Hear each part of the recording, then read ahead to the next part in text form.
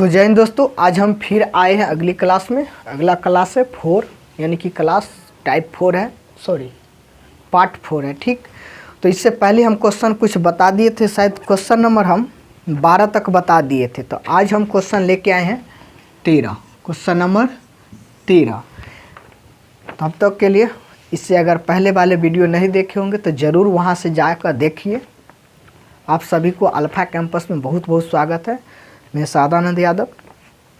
जैसा कि आपको पिछले वाली क्लास में 13 से पहले क्वेश्चन सोल्व कर दे, पीडीएफ भी डाल दिए थे। आज हम फिर लेके आए हैं जो क्वेश्चन नंबर 13 से। शायद इस क्लास में आज हम एंड कर देंगे सभी क्वेश्चन जो भी हो पीडीएफ का, पर आपको सब्र से देखना होगा।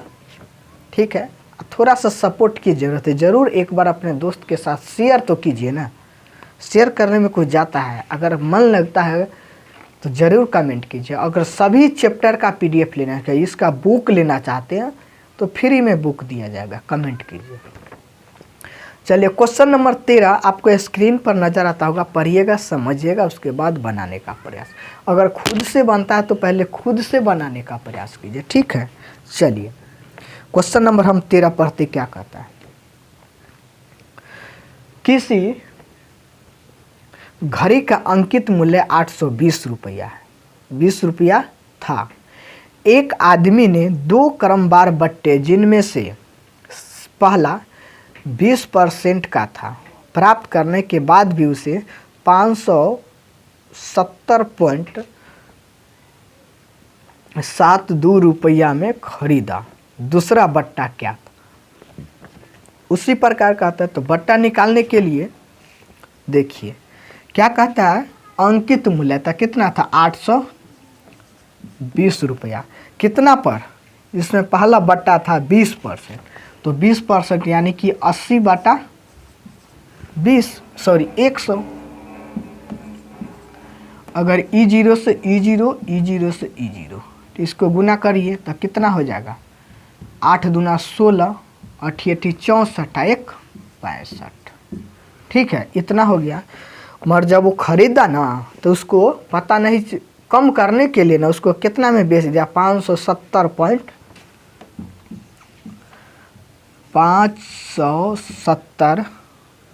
रुपया 72 पैसा में। तो इसको घटाइए आप, तो 10 में से 0 है, 10 में से 2 जाएगा तो 8, 9 में से 7 जाएगा तो 2, ये हो जाएगा 9, ये हो जाएगा 5, ये हो जाएगा कितना? 15, 15 में से 7 जाएगा तो 8, आई कितना हो गया? 15, तो ये कट जाएगा, कितना हो गया? इतना होगा। ठीक है, अब क्या कहता है से दूसरा बट्टा ज्ञात के। तो दूसरा बट्टा ज्ञात करने के लिए हम फर्स्ट पर ज्ञात करेंगे। तो दूसरा बट्टा कितना है? दूसरा बट्टा तो हमको मालूम नहीं है, पर दूसरा बट्टा ही ज्ञात करने के लिए कहता है। तो कितना हो जाएगा? 85.28 बटा। तो जब भी कोई बटा निकालना हो तो पहले पर निकालता, कितना पर? इतना पर निकलेगा। 656 गुने कितना? 100। ठीक है, तो इसको अगर ज्ञात करते तो इस पर 1, 2 0, इससे ही कैंसिल, और इसको यदि आप भाग दीजिएगा तो 13 से ही कट जाएगा। कितना? 13 से। तो इसका 13% दूसरा कितना होगा? 13% दूसरा बट्टा, यानी कि ऑप्शन नंबर क्या हो जाएगा इसका? सी आ जाएगा। तो कितना? CGLPT में 2005 और 2008 में पूछा हुआ क्वेश्चन। तो इस प्रकार से ज्ञात कर लेंगे। तो यानी कि इसमें यहाँ पर आप नहीं समझे होंगे। यहाँ पर क्या कहता है से पहला तो इतना 20% का डिस्काउंट देता है तो इतना में बेचता है, मगर कहता है हमको दूसरा बट्टा याद कर। तो दूसरा बट्टा वो कितना में बेच रहा है?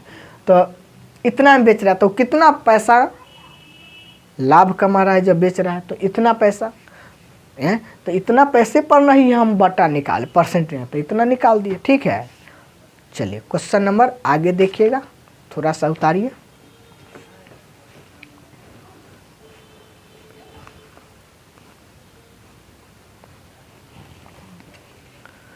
चलिए आगे क्वेश्चन देखिएगा, क्वेश्चन नंबर 14 स्क्रीन पर नजर आता होगा। क्वेश्चन नंबर 14 क्या कहता है। अगर एक बार समझते होंगे तो जरूर एक बार कमेंट तो कीजिए ना। क्वेश्चन नंबर 14, क्वेश्चन नंबर 14 क्या कहता है। किसी खिलौने की अंकित मूल्य 10% का बट्टा देने से दुकानदार को 20% का लाभ होता है। यदि उसने 20% का बट्टा दिया तो उसका लाभ प्रतिशत कितना होगा। लाभ प्रतिशत ज्ञात करना हो तो हम बताए थे सबसे पहले अंकित मूल्य, तो हमको एमआरपी हो जाएगा 100 रुपया माना, ठीक है। अगर 10% डिस्काउंट तो 90, 10% डिस्काउंट किया तो कितना आ गया 90। अब 90 पर हम क्या करेंगे, 20% कहता है लाभ कमाता है, तो 20% लाभ, तो 20% यदि लाभ कमाया तो 20 25 100 5, इसको क्या करेंगे प्लस, तो 6/5, तो कितना हो जाएगा 5/6, ठीक है। मगर इसमें कहता है 20% का लाभ, तो इसको पहले काट दीजिए, तो कितना हो जाएगा 3 2, अगर 3 से तो 2 और ये 30 90, आई 15, 15 5 75, ठीक है 75 हुआ। इतना का करता है, अगर 10% डिस्काउंट करता है तो इतना रुपया हो जाता है, ठीक। जब 20% का डिस्काउंट करेगा तो कितना 80 रुपया होगा। 20% का डिस्काउंट करेगा तो कितना, तो 80 में से 75 जाएगा तो कितना 5 रुपया बचेगा। क्या कहता है पहले समझिए, उसके बाद बनाने का प्रयास कीजिए। क्या कहता है, किसी खिलौने का अंकित मूल्य 10% का बट्टा देने से उस दुकानदार को 20% का लाभ हुआ। 10% का बट्टा दिया तो 90 रुपया में दे देगा। 20% का लाभ, तो 20% का हम लाभ ज्ञात करने के तो उसको होल वैल्यू का क्या किया, उल्टा गुना किया। होल वैल्यू का उल्टा तो कितना 75 रुपया उसका निकल गया। अब क्या कहता है, जो उसने 20% का फिर बट्टा दिया तो कितना 80 रुपया में 20% का फिर, तो उस वस्तु का जब 10% का बट्टा दिया तो 75 रुपया था, 20% का बट्टा दिया तो 5 रुपया ज़्यादा कमा रहा था। तो अब हमको क्या कहता है ज्ञात करने के लिए, लाभ प्रतिशत कितना था बट्टे पर ना, कितना था 5, और पहलू का कितना 75 गुने 100, ठीक है। अगर इसको करते हैं, अगर इसको करते हैं 25 5 इकाई 5, आप 25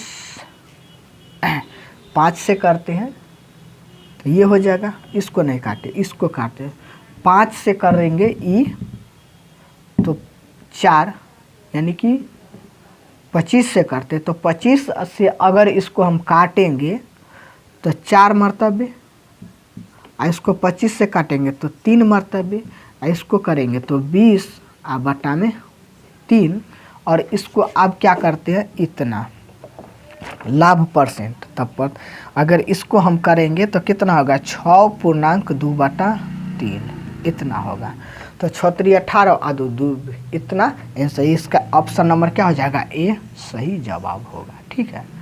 तो इस प्रकार से क्वेश्चन बनाने का प्रयास किया। इसमें थोड़ा सा मिस्टेक हुआ नहीं है, इसमें थोड़ा सा डिफिकल्ट ही क्वेश्चन है, ठीक ना।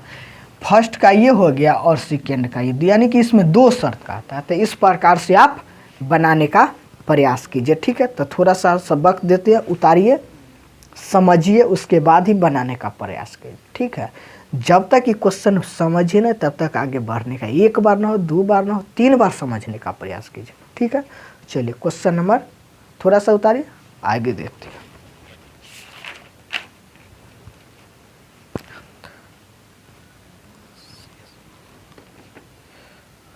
चलिए, मुझे उम्मीद है जो आप लोग उतार लिए होंगे। क्वेश्चन नंबर 15 पढ़ने का प्रयास कीजिए, और 15 यदि समझ आता होगा तो बनाने से खुद से प्रयास कीजिए बनाने का।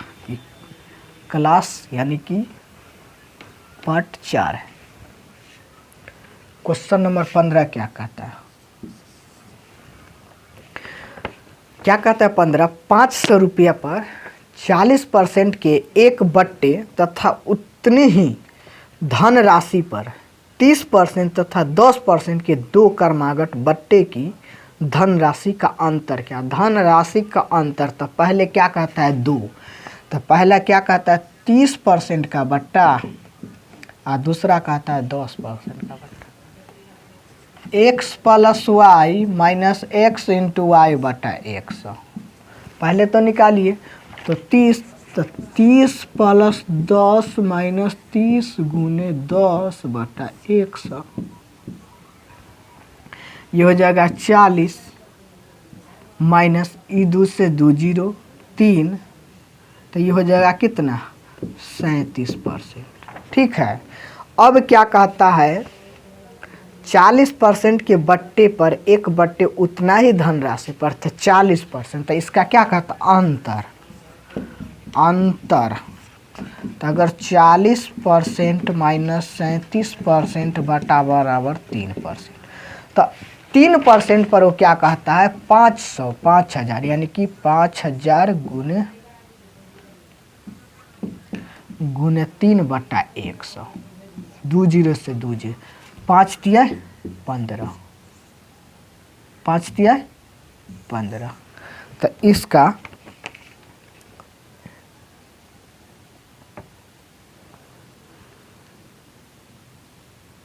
अब 500 रुपया है यहाँ पर, ठीक ना, कितना है 500 रुपया, यहाँ पर कितना 3 बटा 100, इसे ई तो कितना हो जाएगा 5 तिया 15 रुपया हो जाएगा उसका। ठीक है, तो ऑप्शन नंबर इसका क्या हो जाएगा, ऑप्शन नंबर ए सही जवाब होगा। ठीक है, उतार लीजिए। क्वेश्चन नंबर 15 था, आगे की ओर देखते हैं, थोड़ा सा वक्त देते हैं।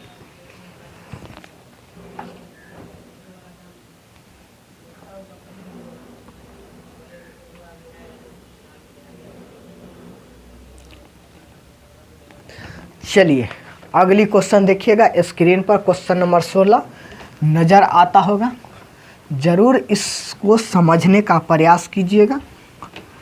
ये भी क्वेश्चन बहुत मज़ेदार है, और इससे पहले वाले जो क्वेश्चन नंबर 15 था वो भी क्वेश्चन CDS में पूछा हुआ है, CPU में 2004 में, 2008 में और 2009 में लगातार। क्वेश्चन नंबर 16 क्या कहता है समझिए। क्वेश्चन नंबर 16 कहता है किसी वस्तु के अंकित मूल्य पर ग्राहक को 2.1/2 बट्टा दिया जाता है, तो व्यक्ति ने वह वस्तु 39 रुपये में खरीदी, वस्तु का अंकित मूल्य कितना। यानी कि कोई वस्तु क्या कहता है 2.5% पर देता है, यानी कि 2.5 कितना, यानी कि इसका 2.1/2%, और इसको तोड़ेंगे तो 5/2 पर दे देता है, कितना परसेंट पर। तो सबसे पहले इसको परसेंट ज्ञात कीजिए, तो 5/2 गुने 100, तो 100 जब भी बटा तो इस प्रकार लिया जाता है, 20 × 100, ये कितना हो जाएगा 1/40। इसको होल वैल्यू ज्ञात कीजिए, तो कितना हो जाएगा 39/40। ठीक है, होल वैल्यू ज्ञात कीजिए। अब जब कहता 2.5% डिस्काउंट कोई वस्तु पर दिया, 2.5% डिस्काउंट दिया, तो उस वस्तु का मूल्य कितना हो, तो 97 रुपया हो जाएगा। उस वस्तु का मूल्य कितना हो 97.5 रुपया हो जाएगा, तब ना। तो ये भी रुपया में रुपया बराबर हो गया, रुपया में रुपया कितना, और 97 रुपया में नहीं खरीद कर 39 रुपया में खरीदता है, कितना 39 रुपया में। तो 39 रुपया में खरीदा, तो इससे ही कैंसिल, तो ये एक बराबर कितना 40 रुपये, यानी कि उसका क्या कहता अंकित मूल्य 40 रुपया हो गया। इसका ऑप्शन नंबर सी, यानी कि ये भी CGLPT 2010 में और 1999 में पूछा हुआ है, हर एक क्वेश्चन पूछा हुआ है। ठीक है, चलिए उतार लीजिए, थोड़ा सा वक्त देते हैं, थोड़ा सा ज़्यादा नहीं। चलिए, मुझे उम्मीद है जी आप लोग उतार लिए होंगे। क्वेश्चन नंबर 17 देखने का प्रयास कीजिएगा। क्वेश्चन नंबर 17 बहुत ही मज़ेदार है, जो कि क्वेश्चन को हम सिर्फ समझा देते हैं, और इसी टाइप से क्वेश्चन पीछे आप लोग पढ़े भी हैं। तो क्वेश्चन नंबर 17 क्या कहता है, क्वेश्चन नंबर 17 क्या कहता है, कोई खुदरा व्यापारी किसी वस्तु पर विक्रेताओं को छूट के निम्न विकल्प देता है। इसमें छूटा हुआ क्या है?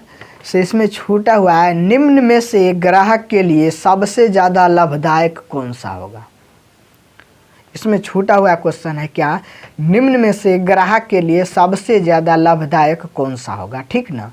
तो पहले क्या कहता है, पहले कहता है एक में 10% का 10% की उत्तरोत्तर